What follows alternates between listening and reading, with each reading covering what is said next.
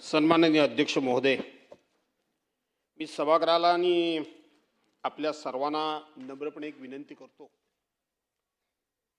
जरूर मला माफी मागितली पाहिजे, मी सुरुवातीला कबूल करतो.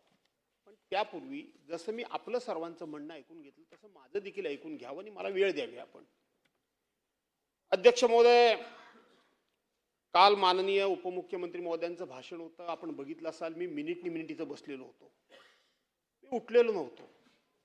काही कंपल्शन जशी अशी जी तुम्हाला आहेत तशी आम्हाला देखील आहेत, नाही अशातला भाग नाहीये. मी यापूर्वी बसून टॉन्टिंग करायचो खालून.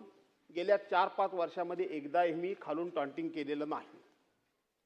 मी थोडा सभागृहाच्या कामकाजाच्या नियमाबद्दल आणि प्रथे परंपरेबद्दल आग्रही असतो. अध्यक्ष महोदय, आपण बघितलं असाल की गेल्या 2-3 अधिवेशनमध्ये पॉइंट ऑफ ऑर्डर मी सातत्यानं उपस्थित करायचो, मी केलेला नाही. ज्या वेळेला एखादा वक्ता बोलत असेल त्यावेळेला समोरून कोण गेला तर क्रॉस म्हणून मी लगेच ओरडायचो. मी ओरडत नाही अध्यक्ष महोदय. परंतु आपण जर बघितलं असाल तर सभागृहामध्ये मी एक शब्द जरी बरं झालं दादा तुम्ही आलात ते, सभागृहामध्ये मी एक शब्द बोलायला जरी गेलो तरी ठरवून होतंय की काय होतंय मला माहीत नाही, ज्याचा उल्लेख माझे मित्र आशिषजींनी केला. मला काही जरी बोलायचं म्हटलं तरी खालून इतक्या कमेंट्स होतात, इतक्या टॉन्टिंग होतं. त्याला काही मर्यादा असल्या पाहिजेत. बावनकुळे साहेब, आता आपण कालच्या विषयावर येऊया. मी एक कबूल करतो की माझ्या संपूर्ण इतक्या वर्षाच्या टर्ममध्ये एकदाही माझ्याकडून असंसदीय शब्द गेलेला नाही. साहेब, सभागृहामध्ये मला कधीही माफी मागावी लागलेली नाही. पण तरी सुद्धा इथले मी माफी मागावी की न मागावी हे तुम्ही सांगा. परंतु बाहेर मी जे बोललो ते जेव्हा घरी जाऊन मी आशिषजी ऐकलं तेव्हा त्याचा खेद मला सुद्धा वाटला की मी नाही बोललं पाहिजे असं, की मी नियमाचे आग्रह धरतो. मी या ठिकाणी सभागृह कायद्याने नियमानं चालावा असा जेव्हा सातत्यानं आग्रह धरतो आणि भांडणच करतो मी, तर माझ्याकडून देखील अशा पद्धतीचा प्रभात घडता कामा नये हे मी स्वतःहून मान्य केलेलं आहे.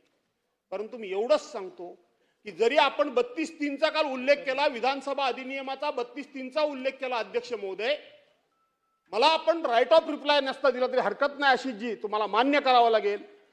अशा प्रस्तावावर 293च्या प्रस्तावावर 4-2 प्रश्न सभागृहाला विचारला द्यायची पद्धत आहे. मी 2च प्रश्न विचारणार होतो. मी त्यांच्या मला बोलू द्या. आपण आपला अभ्यास वगैरे सगळं मला माहिती आहे. हे असं बरोबर नाही. आता हे तुम्ही करता ते बरोबर करता का? म्हणजे आम्ही सहन करायचं. आणि म्हणून मला माझा प्रश्न 2-3 प्रश्न मला विचारला द्यावे हा माझा आग्रह होता. आपण नंतर काय बोललात तेही मी बघितलं. आपण हातामध्ये कागद घेतलात. आता ह्या प्रस्तावावर सभागृहानं विचार हा शब्दापर्यंत आलो मी लगेच उठलो. मला माहित आहे मी कधी उठलो तो, मला चांगलं माहिती आहे. मी हातवारे करून बोलतो, मी जाणीवपूर्वक हातवारे. मी तुम्हाला काल मला सस्पेंड करा हे मी बोललोच. मी आहे ते अध्यक्ष महोदय सांगतोच. आत्ता सुद्धा माझे हात हलतायत. आत्ता सुद्धा रामभाऊ कदमांना आपण दिलत नाही. पुढचा प्रश्न पुकारला तर रामभाऊनी असे हात केले, रामभाऊनी केले.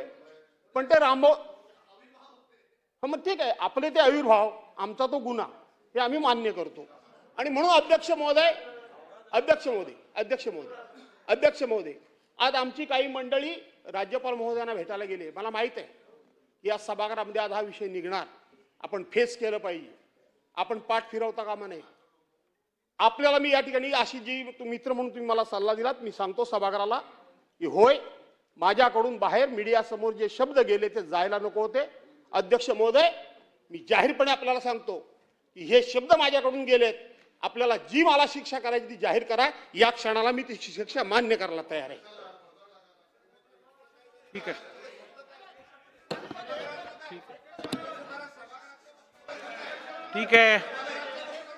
ठीक आहे, बसून घ्या असं काय करत.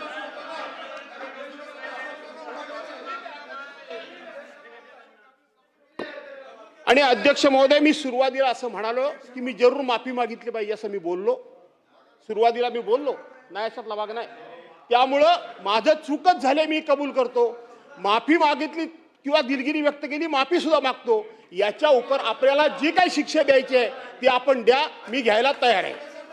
ठीक आहे, चला बस झालं आता. सन्मान्य सदस्य, ठीक आहे. ठीक आहे. सन्मान्य सदस्य भास्कर जाधव साहेबांनी आत्ताच बघा, एक लक्षात घ्या, हा अवमान काय माझा वैयक्तिक नाहीये, हा या सभागृहाचा अवमान होऊ शकेल तर होत असेल, आणि त्यामुळे मला वाटतं आता त्यांनी जी भावना व्यक्त केली आहे ती या सभागृहाने मोठ्या मनाने स्वीकारावी आणि हा विषय संपवावा.